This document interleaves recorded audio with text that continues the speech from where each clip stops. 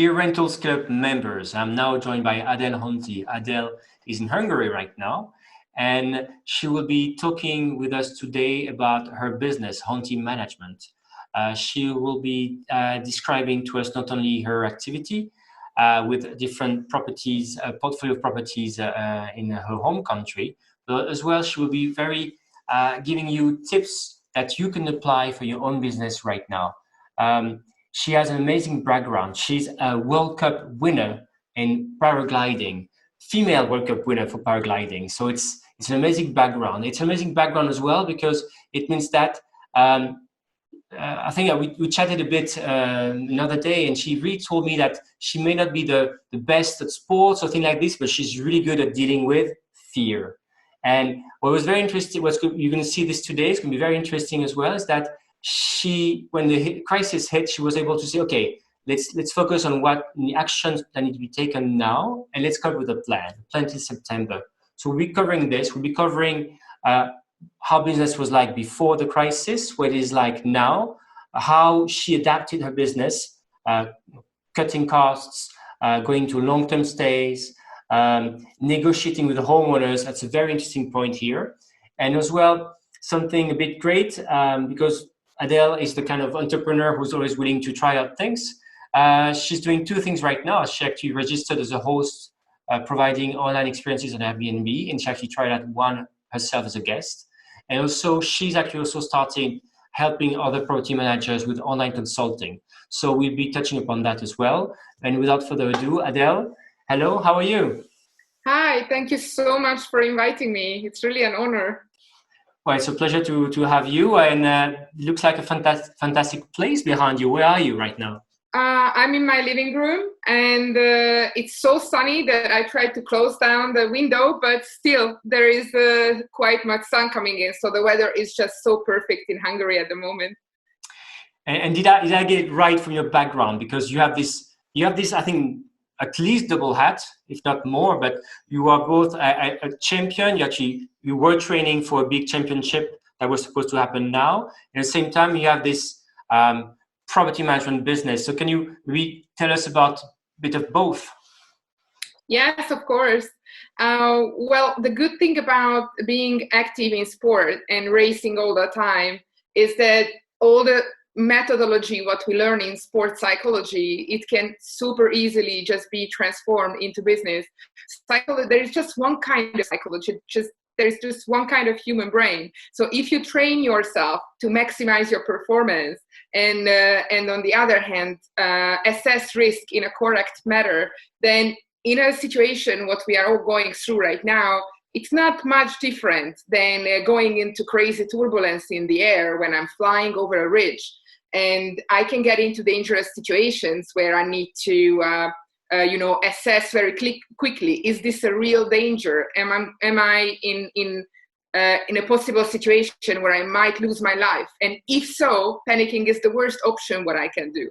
Because if I'm panicking, I'm not solving it. So thanks God that I've been doing it actively for so many years, because after a very quick panic, which hit me as well, I'm human, I was able to use my normal methods to calm myself down and get on track of trying to find solutions.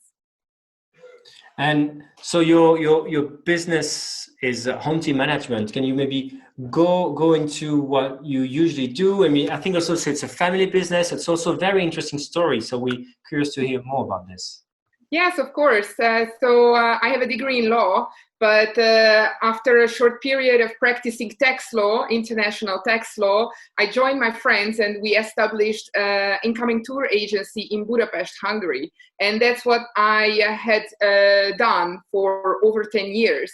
And all the money, what I made, all the return of my investment, I invested it in real estate. And that's how I started with Airbnb. That's how I met this new business model. And it fascinated fascinated me immediately. And at that time, my brother and sister both worked for a big hotel chain. So they were super interested about it because it was so close to home for them.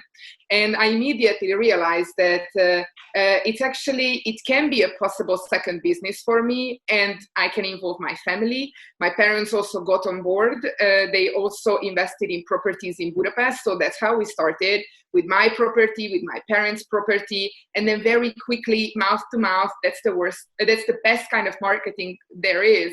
We got clients very fast. Our reputation spread. And we call it Honti management because it's all the Hontis, it's my brother and my sister. My parents are also involved. Every weekend, every Sunday when we come together, you can never have a dinner at our house when we don't have at least a couple of minutes talking how it's going and whose property is performing better, my father's or my mother's. They love each other, but they are quite competitive. So they always ask us, is it my flat, Adele? Is it my flat which goes better? That's very sweet. So is it a competitive genes in a DNA or something going on here? In a very friendly manner, yes. That's very interesting. And so how many properties do you have now, and who are, so there's your properties, but also there's properties that are owned by other people with a different profile, I think.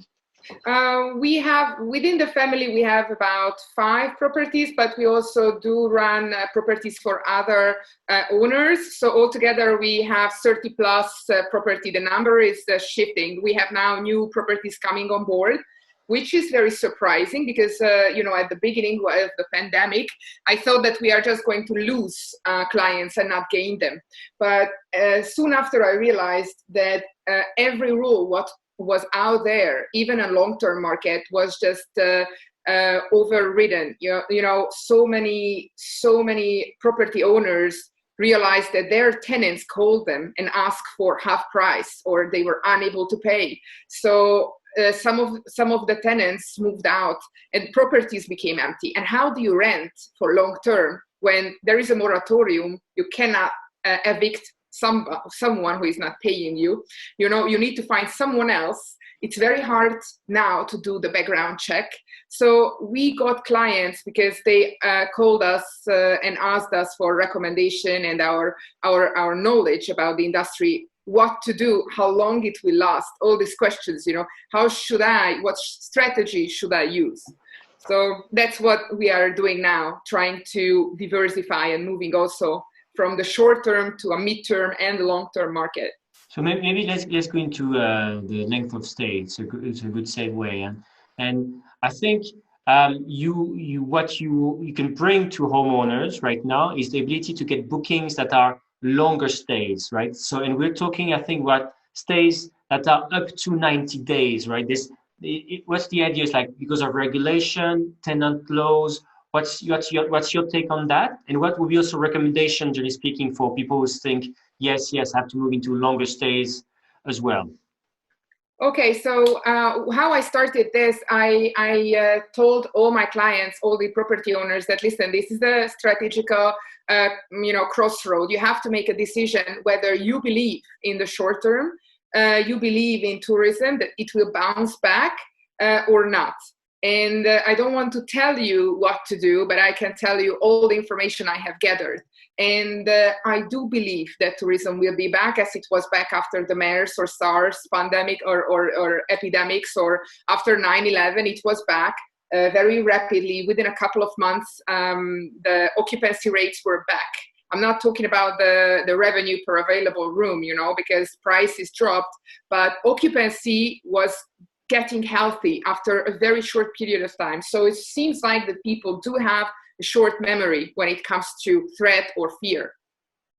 And that's what I told them. I gathered a lot of data and statistics, and I tried to show them, what the information is right now, what we have, and told them, you need to decide, because if you want to switch to long-term, we can do that. But if you do believe that within a couple of months, maybe by September, October in Hungary, occupancy rates will reach the occupancy rates of last year. Maybe the income will not be there, maybe 50%, 60% in best case scenarios. But if you do believe that this is a scenario for us, then I do not recommend to switch to long-term and sign a contract for a year right now, because all the hard work, what we have put into optimizing your listing and building up your search ranking, it will be lost if we close your calendar now. This is one thing, the marketing, that we have to be early. We have to be there when it starts to build back. We have to target the domestic tourists as soon as possible, get some people to come. We are in the urban market, so it will happen later. Probably the vacation renters in the lakesides and outside of the city in hidden places like forest, these places already now have bookings because people just want to quarantine outside the city in a safe place.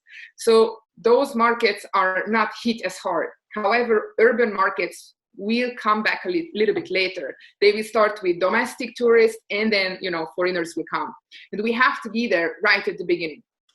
So I told them that. I also told them that at the moment there is a moratorium on eviction, which means that if you are a long-term tenant, your landlord cannot evict you if you cannot pay your rent. And that is a huge risk for us. So if I legally enter a lease agreement, then we have this risk, which is high now. Even if I do all the background check, if I call the previous landlord and ask for a reference, I ask the previous landlord whether this tenant paid every single time on time, if they made any damages.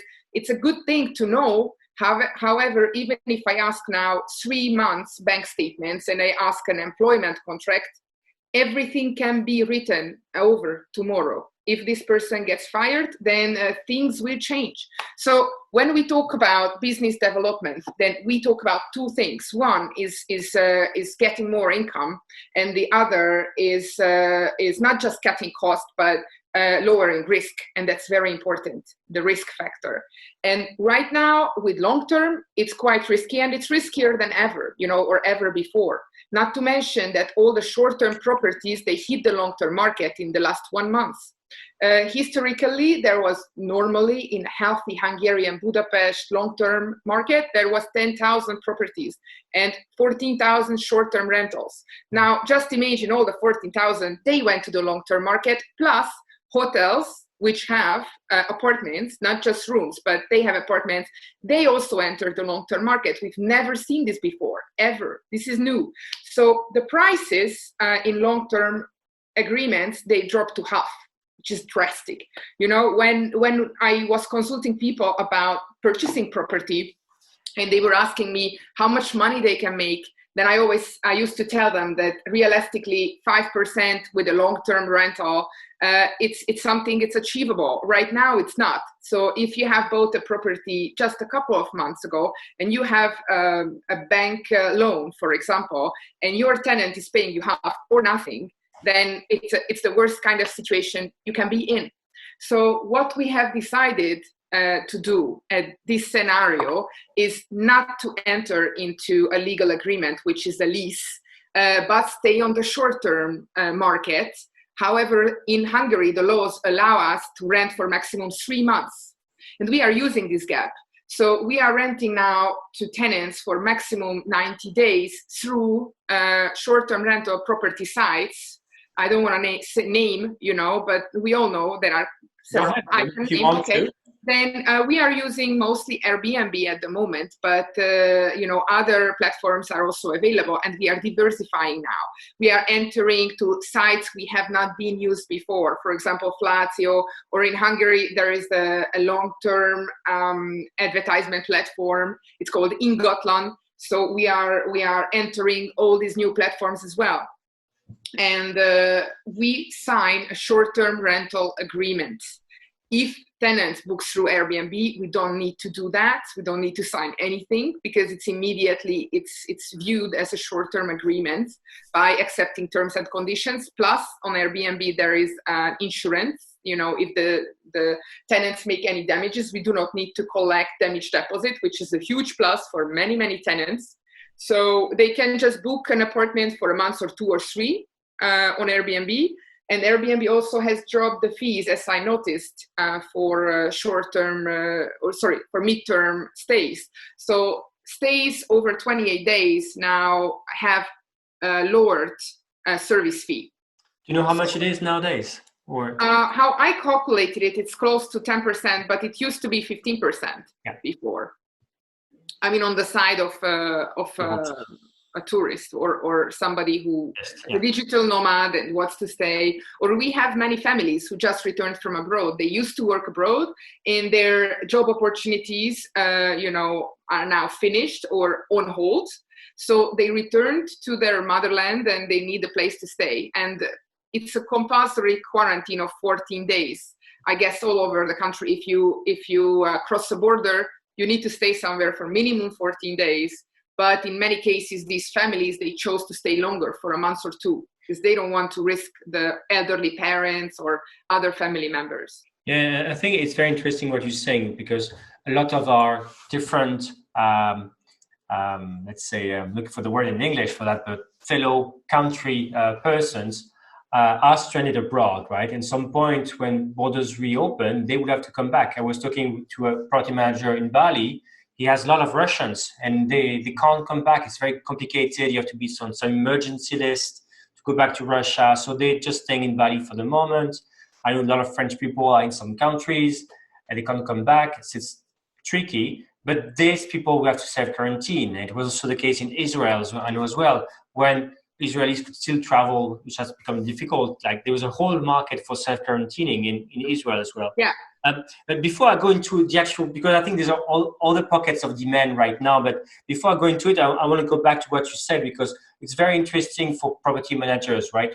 Because this is where you can see that you're thinking pretty right.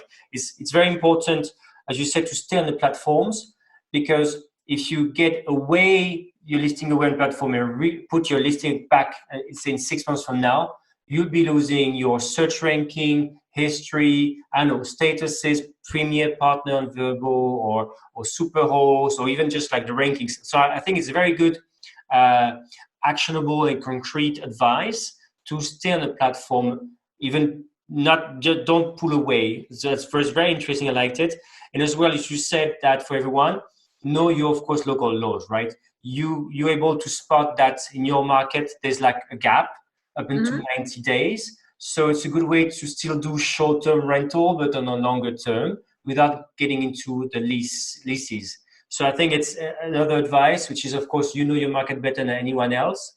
And that's also why also make sure that people who are on the market can share their things, because also what I noted from you is that as well, there's obviously Airbnb for longer stays, but also local platforms, right? That I can't recommend, but again, that people in the market, so talk to your property manager friends, they probably also know those platforms. So we talked about pockets of demand on the market. So there's people who had to come back, who had to self-quarantine, but there's also other people right now who are staying in Budapest, I think. Yeah, there are digital nomads, for example, who have been traveling, and they stayed a couple of months in one city and then they went to the next. And now many of them are stuck here, actually, or they just realized going back to Italy, where they are from, or China, or France or Spain, it's not maybe the best decision, because right now in Hungary, there is a very low number of sick people, still around 1,500 only throughout the whole country. So compared to Italy, for example, maybe they can enjoy more freedom here, because we do have quarantine, but it means that you are advised to stay at home. But if you want to go out grocery shopping or to your workplace or help your elderly parents, then you can. And nobody asks you on the street. The police don't stop you and ask you, where are you going? What are you doing? So the city is empty mostly because people are sensible. They are behaving as we should. But we can go out, if we want to. So I sometimes go on a stroll in the evening when the city is quite empty, So we are allowed to do that and not facing fines. I guess it's maybe nicer. So for them, it's not the same. Not every country has the same rules. Yes, and I was thinking on this point, Adele, is that, for example, I talked for this series with Filipa. She's a property manager in Portugal, and she's saying that actually hotels and apartment rentals are open in Portugal. There's just no demand, but it's open. What are the rules in Hungary at the moment? Uh, they don't have to be closed by law. However, most of the hotels closed immediately, very fast. A lot of people were let go from their jobs, and most hotels closed for 2 months or 3 months, and they are using this period to renovate, to fix up the rooms and make them nicer. But unfortunately, a lot of people lost their jobs. Restaurants are closed, most of the city. So some restaurants are open, and I really like how some are handling this situation because, survival of the fittest, it's never about IQ, it's never about intelligence, it's always about your adaptability, how fast you are when you need to react.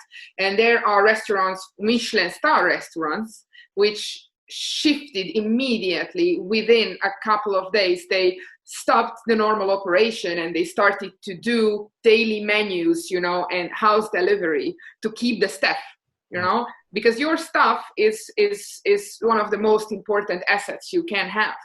And not every company owner looks at them at the same viewpoint.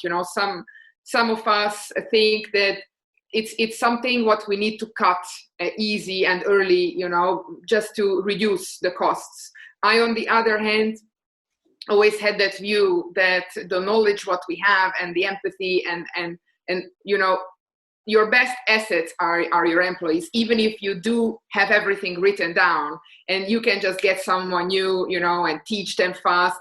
It's not the same. And I always invest in getting more knowledge. So my team, we constantly go out and learn and train more. So every single member in my team is now, I give them incentives to use this period when we have different kind of jobs now. We work on projects. But on the other hand, every week, the weekly meeting, I ask them, what have you learned in the last week? Like, tell me something, what research you have been doing and what you have been reading, because I want to know that they are using this time smartly as well, invest into themselves. I think that Honti management has a pretty lean model when it comes to staff and different tasks. So maybe can you describe the business model here in terms of staffing and Yeah. concretely what decisions have you had to make any tough decision on that side? We do not have our own cleaning stuff.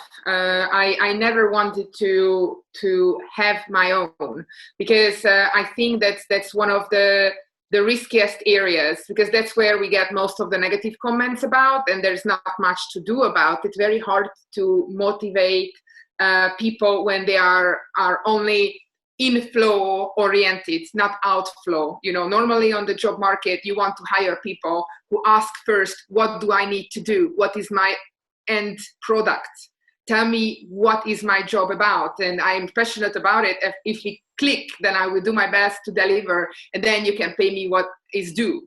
This is the people I want in my team, and not people who ask how much will you pay first, and then I ask second, and what is the job? And it's super tough to find cleaning ladies or cleaning staff who have this type of mentality that my overall goal is to clean a property and get a 5-star review, and that's when I get paid. If you tell someone that I will give you a premium if you get a 5-star, if you get a 4-star review, you get your normal salary, but if you get anything less, then I don't pay you. And then they quit immediately. But you can tell this to a company owner. So if I work with some other company and they have the cleaning stuff, it's their job, how they motivate, how they supervise, how they do this. And I can have an agreement with them where I pay them in this methodology, not just per job what they have done, So I never wanted to have my own cleaning company because of this reason, that I want to always focus on one thing and be expert in that, like in sport. I can skydive, snowboard, I like wakeboarding. There are a lot of things I enjoy. But, there was a period in my life where I had to make a decision. Do I want to be mediocre in a lot of different sports, or do I become an expert in one? And when it comes to performance, then obviously the more hours you put into something, the better you become.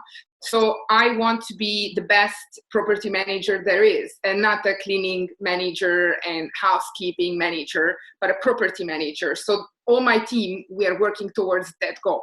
So it was easy for me when it comes to cutting costs, because I had to look over, what kind of cost I have in the cost structure. Well, there is a major cost, obviously, that's my stuff. And I told them that I would cut everything else before I touch your salary. And we still haven't had that discussion about giving them less. I'm trying to give them more jobs and keep them busy to keep up the morale and the ethics, to keep them productive. And that's my overall goal. And the other cost I have in the company is mostly softwares. I have a lot of different softwares I use for automating messages, automating pricing with smart pricing. So I have been cutting those methodically one by one. And other costs, taxation.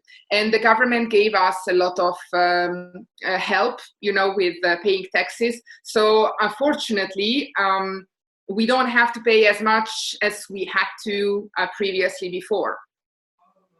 So that was my way of approaching this whole situation. After a short panic, realizing that my market is gone, and it was within 3 days, from the 14th of March till the 16th or 20th, all our bookings disappeared. As the border was closed, everything was canceled.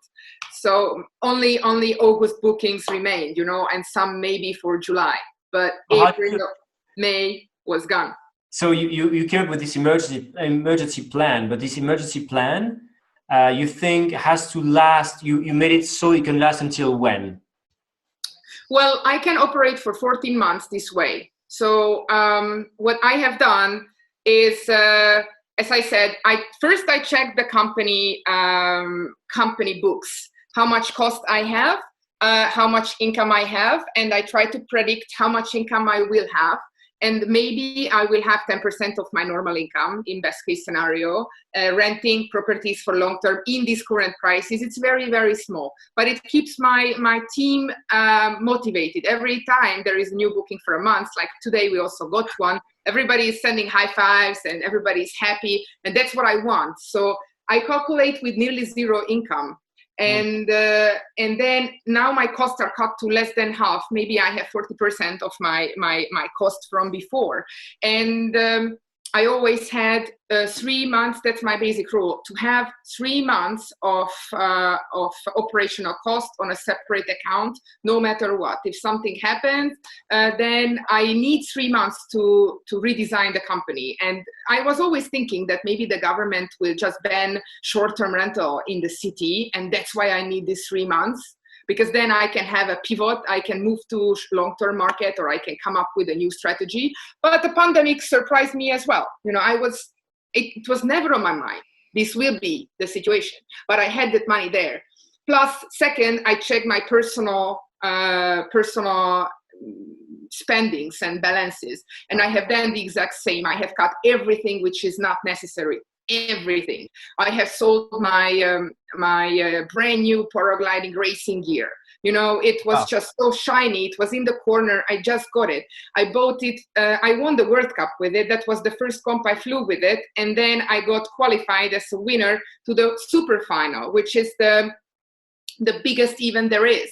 And then once I heard that it will be canceled because of the virus, immediately within 1 or 2 days, I put my gear online and sold it. When before it went global and before other pilots realized we are not going to compete this whole season. I don't believe we will. So why do I need a shiny toy in my corner, when I'm not going to touch it? It's just vanity or emotional connections. I don't need it. So I sold it and I have the money now. I put it also separately aside. Also, I stopped paying everything, what I need to pay for government or common cost, or anything what I know that it's not going to affect that company. They are not going to go bankrupt. All my partners I'm paying, all my employees I'm paying everyone who I have a relationship with, and it's built on trust. But the government, the taxes will still remain, and I still have to pay them. I'm putting them on a separate bank account. And once this is over, with one click, I can forward all this money out. I can pay the common cost, I can pay the taxes, I can pay everybody. So two questions, one remark and one question. Again, it's I'm really amazed by how you are systematic and going after. We're talking about both company finances and personal finances here. And I don't know if you know a book called Profitability First, but this book, Profitability First, is for entrepreneurs, and it's exactly describing what you're saying. Is that basically it's all about profitability, and they do advise to open a separate bank account with the money for, let's say, winter days. I'm trying to find an expression for bad days like this. So it's something that you implemented very early.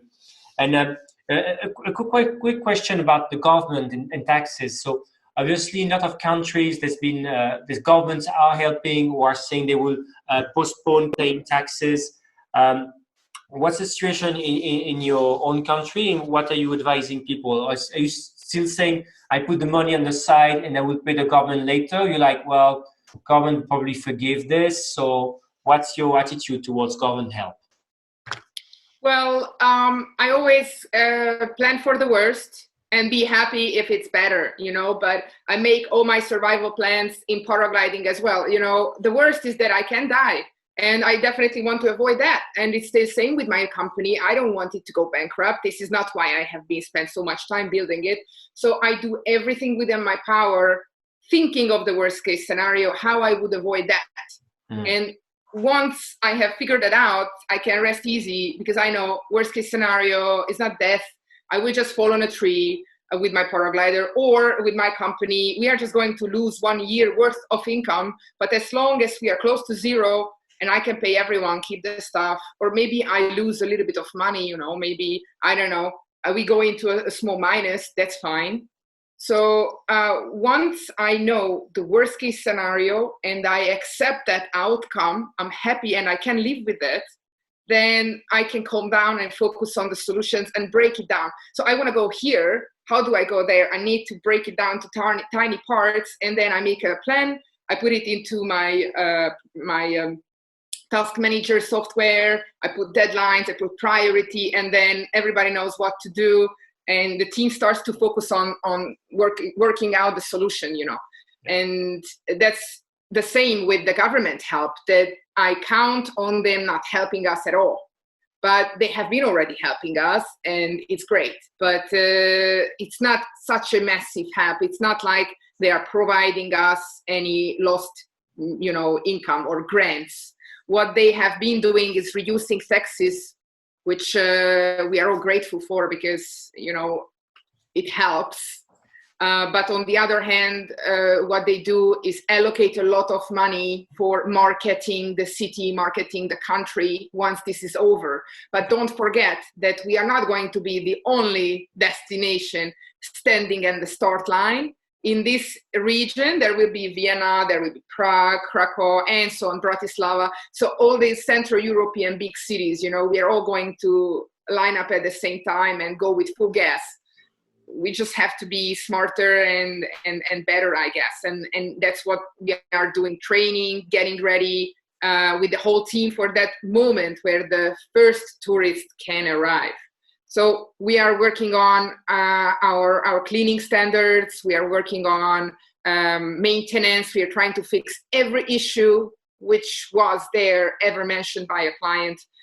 And we put it also on a task manager, program, and trying to go one by one over and over and fix all of them. If properties had no washing machine before because it was not needed for short-term rental, we buy now. If there are any other thing, like they don't have an AC, then it's the best time to set one up. And also don't forget that many people have no more that busy schedule anymore.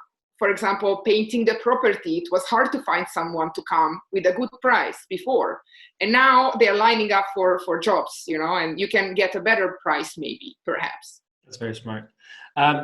Before we finish up with online experiences with Airbnb, which is also, I think, an optimistic, funny way to finish, you've been mentioning, your plans, and you've been mentioning as well this task management software. So obviously you are an organized person, and I think you're probably able to go into somebody else's businesses and look at what the process is or the money and the rest, and look at where you can sort of transfer this knowledge, right? So am I right to understand that you're doing this kind of online consulting, or for consulting, mostly online nowadays, but consulting for other property managers. So what is it like? Well, what I see that, and you are correct, that's what I have been doing. As a consultant for many years, I've been helping out small businesses in various fields. Also, I have certification in online marketing, so I had worked on political election projects for local mayors, and then for a good year I had been managing social media for quite a while. So I did have clients from very different areas.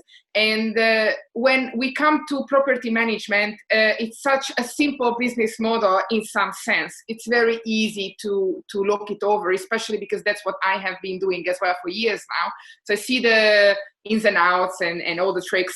And what I see now is that if you go to any Facebook forums, then one of the loudest voice there is fear, like a massive fear. People are very pessimistic. They are happy to share negative news. And that's okay, I understand, because the social and not the antisocial, the social people spread the bad news the fastest, and that's normal. Because you are social, you want to avoid other people getting into the same shithole where you are. So you just want to avoid you just want to give them the news, like, this is where I had dinner and I got food poisoning, don't go there. That's why in word to word, like mouth to mouth marketing, bad news travel 9 times faster than any other type of news. So it's normal, and I understand it.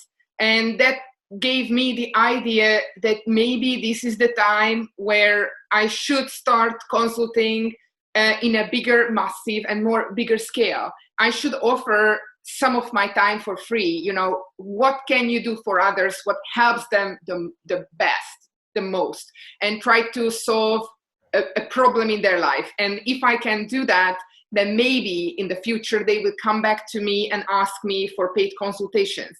But in this time when there is so much uncertainty and so much fear going around, then maybe this is the period where I can start giving back as well. And I have been doing that in my sport career. It is a mentality I have adopted for many years, that if I want to see a change in my sport, if I want to see more women, for example, participate, because we have 8% participation, then we need to do something. And I'm now also in the very top. So I'm in the top position, the best position where I can make a change. And I'm a sport diplomat for Hungary, internationally attending meetings and working on this as well. So that gave me the idea, maybe in my work and my professional, this can be an area where I can also make a change. And even if I just change 1 or 2 people's lives, that's great. So I have did a trial. I have put up into an American Facebook forum a post that I'm happy to offer 30 minutes of my time and my expertise to whoever needs help the most. Just send me a private message. And it's surprising how many people reached out. And, all the feedbacks I got, they were so happy to get finally answers from someone that it's okay to be afraid. It's normal. Just calm down and do this. And it's so easy for me to just look at their listings and give them some ideas what to do. And they were very happy and they got busy, finally they had something to do. And that raises your spirits. And once you have stepped out of this fearful mindset, then you can really focus on solutions and finally start producing something.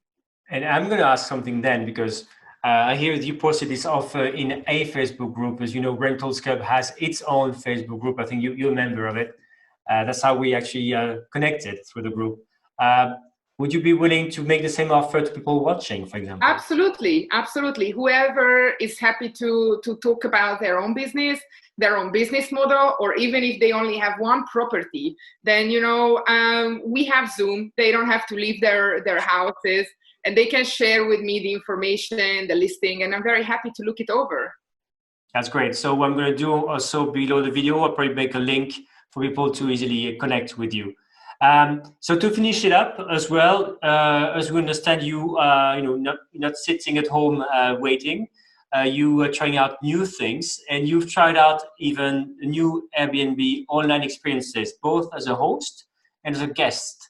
Can you tell us a bit more about this to finish it up? Yes, of course. So I have been an avid watcher of all the business news out there. So obviously, when Brian Chesky is going online and putting some news out there, then I'm listening to it, even if it's U.S. time and it's the middle of the night. And when he talked about launching the online experiences, I couldn't go to sleep. I got so excited. I was up till like 6 a.m. And I put together my own experience, what I would be very happy to do.